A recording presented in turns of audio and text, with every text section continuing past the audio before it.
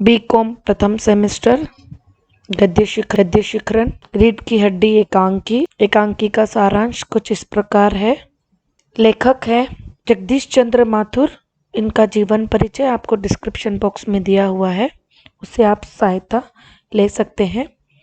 एकांकी रीढ़ की हड्डी एक सामाजिक एकांकी है। इस एकांकी के लेखक श्री जगदीश चंद्र माथुर जी हैं। इसमें इन्होंने लड़के और लड़की में भेदभाव करने वाले लोगों पर प्रहार करते हुए दोनों को समान सामाजिक प्रतिष्ठा देने की बात कही है। एकांकी के आरंभ में राम स्वरूप, उनके घर में उनकी पत्नी प्रेमा और नौकर रतन और उनकी पुत्री होती है उमा। तो यहाँ पर राम स्वरूप बाबू अपनी पत्नी और नौकर के साथ घर की साज सज्जा में लगे हुए थे, क्योंकि उनकी लड़की उमा को देखने के लिए बाबू गोपाल प्रसाद और उनका बेटा शंकर उसको देखने आने वाले थे। बाबू राम स्वरूप, उनकी पत्नी नौकर मिलकर घर की सजावट कर रहे थे और बीच बीच में दिखाया गया है कि गोपाल राम स्वरूप अपने नौकर पर झुंझलाते हैं और कभी कभी गुस्सा होते भी दिखाई देते हैं। प्रेमा उन्हें बताती है कि उनको बताती है कि उनकी लड़की उमा को जब से लड़के वालों के आने की बात कही है तो वह मुंह फुलाए पड़ी है, क्योंकि वह शादी नहीं करना चाहती थी, वो आगे पढ़ाई करना चाहती थी और उसको सजना संवरना बिल्कुल भी पसंद नहीं था। राम स्वरूप अपनी पत्नी से कहते हैं कि अगर वो तैयार होकर आना नहीं चाहे तो जैसी है वैसी ही उसको आप नीचे लेकर आ जाना।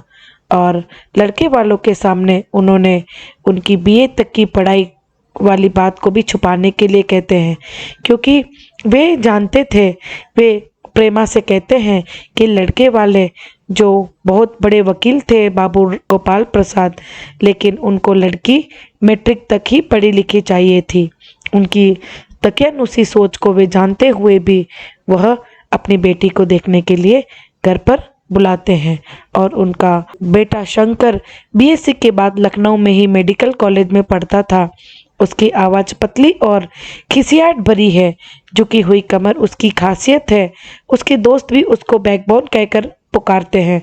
यहाँ पर जब लड़की देखने आते हैं, उसके पिता के मुंह से यह बात भी निकलती है कि तुम्हारे दोस्त ठीक ही कहते हैं, तुम सीधे होकर बैठो।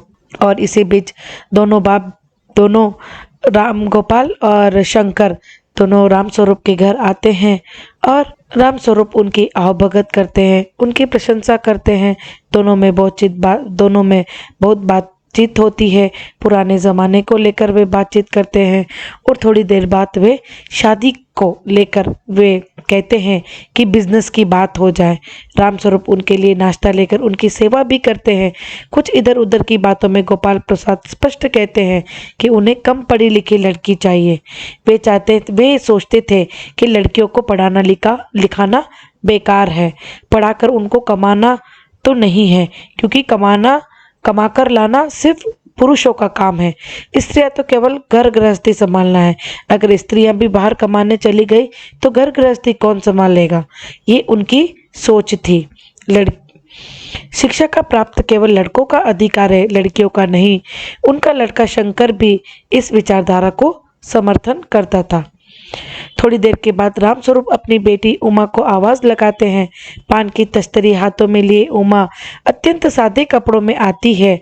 उसकी आंखों पर लगे चश्मे को देखते ही शंकर और उसके पिता गोपाल प्रसाद चौंक पड़ते हैं और राम स्वरूप बात छिपाने के लिए वे बोल देते हैं कि कुछ दिनों पहले उसकी आंखों में दर्द हुआ था, इसलिए उसको चश्मा लगाना पड़ा। उनको डर हो जाता है कहीं पढ़ाई की वजह से तो चश्मा नहीं लगा। इसी बीच उमा एक गीत गाकर सुनाती है और वह अपनी गर्दन नीचे करके मीरा का एक प्रसिद्ध गीत गाती है। और इसी बीच उसकी आंखें शंकर की तरफ जाती है और वो शंकर को देखती है और वो जैसे ही देखती है उसको पहचान लेती है और वह कुछ नहीं बोलती है। जो गोपाल प्रसाद जितने भी सवाल जवाब कर रहे थे तो उमा जवाब न देती तो उसके पिता राम स्वरूप उसकी बेटी को जवाब सारे दे रहे थे। तभी गोपाल प्रसाद उमा से बातचीत करना चाहते हैं तो वे कहते हैं कि ये क्यों नहीं बोल रही है। तभी उमा को गुस्सा आ जाता है। उमा बोलती है कि आप यहाँ पर भेड़ बकरी या जानवर को खरीदने आते हैं या मेज कुर्सी को खरीदने आते हैं तो सामान कभी बोलता नहीं है, उनका भी मान सम्मान होता है।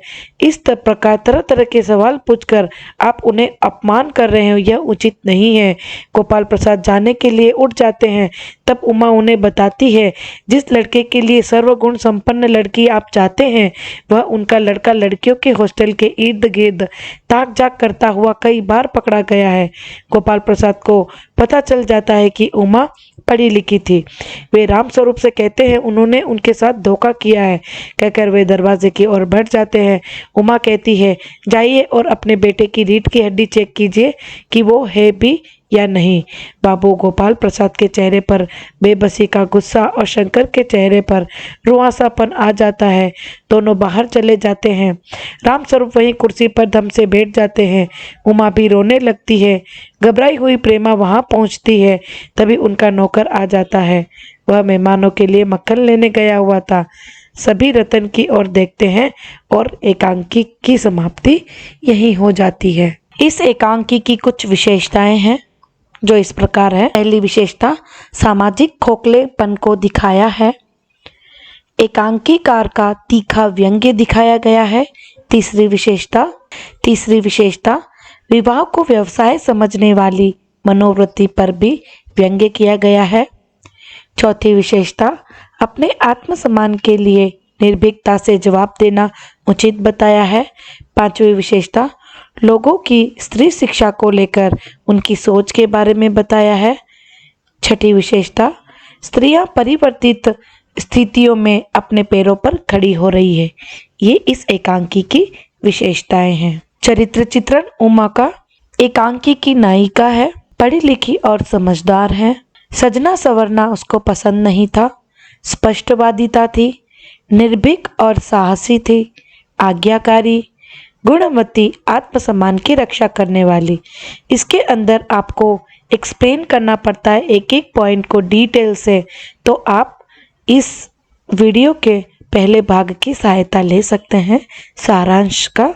उसमें आपको इस सभी बिंदुओं का अर्थ या सारांश वहां पर मिल जाएगा। उमा पर टिप्पणी, उमा राम स्वरूप और प्रेमा की बेटी है। उमा एक पढ़ी लिखी समझदार लड़की है। उमा ने बीए तक पढ़ाई की थी। उमा को सादगी पसंद थी। उसको सजना संवरना बिल्कुल भी पसंद नहीं था। जब लड़के वाले देखने आते हैं तो भी वह तैयार होकर आना नहीं चाहती थी। उमा को गाना बजाना भी आता था, सिलाई बुनाई भी करती थी और वह स्पष्टवादिता थी। जो भी कहती थी बिना डरे सबके सामने कह देती थी। गोपाल प्रसाद को भी बिना डरे सबके सामने जवाब देती है। उनके सामने अपने पिता के कहने पर गाना भी सुनाती है। उमा को तब बुरा लगता है जब वे लोग उसे ऐसे सवाल जवाब कर रहे थे मानो वे लड़की नहीं कुछ सामान खरीदने आए हैं। इसलिए उसे गुस्सा आता है और सबके सामने गोपाल प्रसाद को जवाब दे देती है। और शंकर को देखकर तो उसे और भी गुस्सा आता है क्योंकि उसने उसे पहले गर्ल्स हॉस्टल के पास से भगाया गया था। उसने देखा था कि उसको गर्ल्स हॉस्टल के पास से भगाया गया था।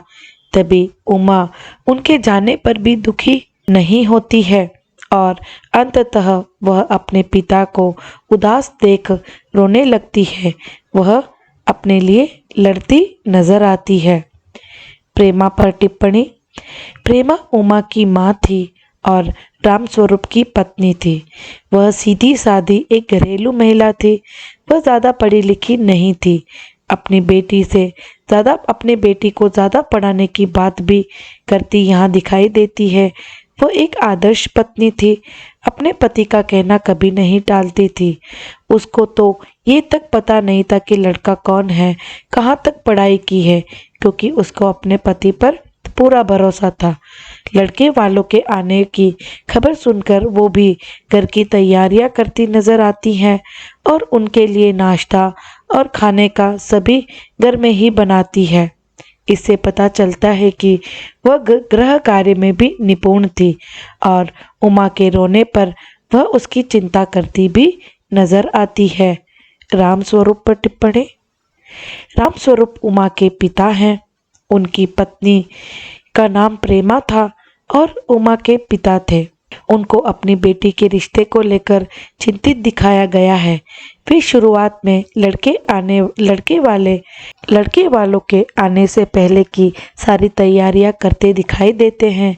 वे अपनी पत्नी से हंसी मजाक करते भी नजर आते हैं और काम ठीक से नहीं करने पर अपने नौकर पर भी गुस्सा होते हुए दिखाई देते हैं। वे लड़के वालों के बारे में जानते थे कि वे दकियानुसी ख्यालों के लोग थे, फिर भी वे अपनी बेटी उमा के लिए उनको घर पर बुलाते हैं।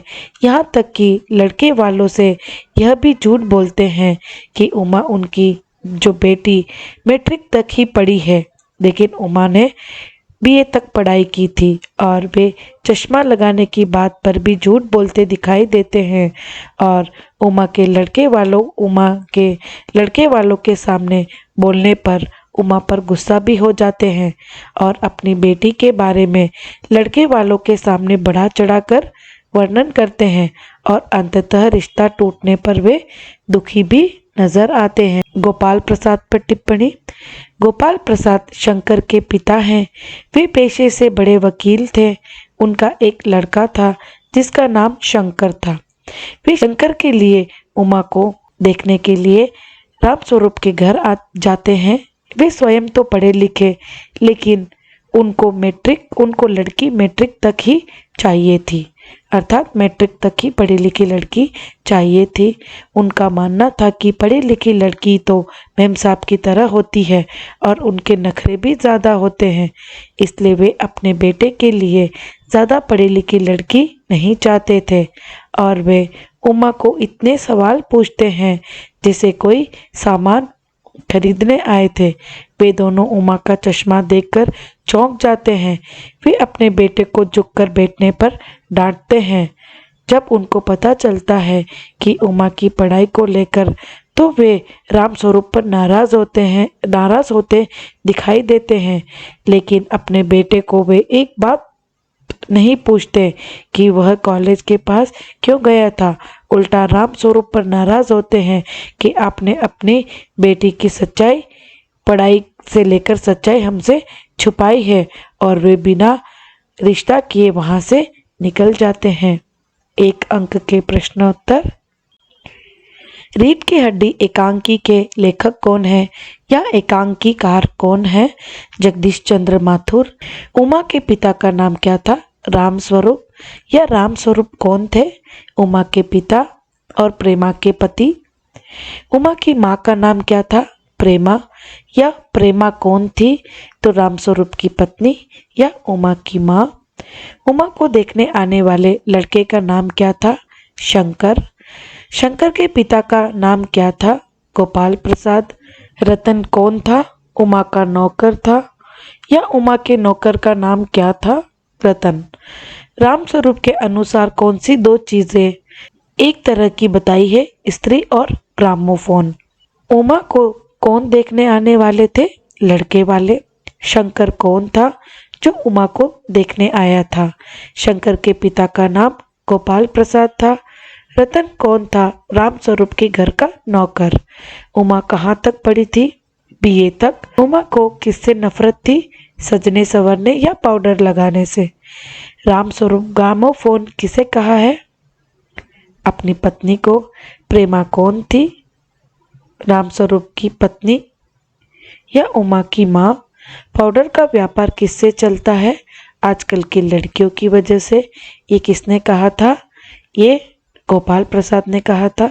रतन को क्या लेने के लिए बाहर भेजा जाता है? मक्खन। या मक्खन कौन लाने जाता है? रतन जाता है। उमा को देखने के लिए कितने लोग आने वाले थे? 2, गोपाल प्रसाद और उनका बेटा शंकर। दकियानुसी ख्यालों वाले कौन थे? गोपाल प्रसाद। किसकी ज्यादा पढ़ी अपने बेटे के लिए नहीं चाहिए थी? गोपाल प्रसाद को। शंकर क्या पढ़ाई कर रहा था और कहाँ से? शंकर बीएससी के बाद लखनऊ में ही पढ़ाई कर रहा था। किसकी आंखों में लोक चतुराई टपक रही थी? गोपाल प्रसाद और उनके बेटे शंकर की आंखों से। झुकी हुई कमर किसकी खासियत थी? शंकर की। पढ़ाई में एक आध साल मार्जिन कौन रखता था, शंकर, या शंकर अपनी पढ़ाई में कितने साल का मार्जिन रखता था, एक आध साल का। शादी को बिजनेस कौन कहता है, गोपाल प्रसाद। शंकर के दोस्त उसे क्या कहकर पुकारते हैं, बैकबोन। गोपाल प्रसाद सरकार की आमदनी बढ़ाने के लिए कौन से टैक्स लगाने की बात करते हैं, खूबसूरती पर। जायटा शब्द का शाब्दिक अर्थ क्या होता है, जन्म पत्रिका या कुंडली। गोपाल प्रसाद को अपने बेटे के लिए कितनी पढ़ी लिखी लड़की चाहिए थी या कहाँ तक पढ़ी लिखी चाहिए थी, ज़्यादा से ज़्यादा मैट्रिक पास। गोपाल प्रसाद और उमा शंकर क्या देखकर चौंक जाते हैं, उमा का चश्मा देखकर। उमा लड़के वालों के सामने कौन सा गीत गाती है, मेरे तो गिरधर गोपाल मीरा का प्रसिद्ध गीत गाती है। शंकर कहाँ से भगाया जाता है, गर्ल्स हॉस्टल से। उमा ने कहाँ तक पढ़ाई की थी, ये हो गया है बीए तक। उमा किसके सवालों पर भड़क उठती है, गोपाल प्रसाद के। अंततः मक्खन लेकर कौन आता है, रतन।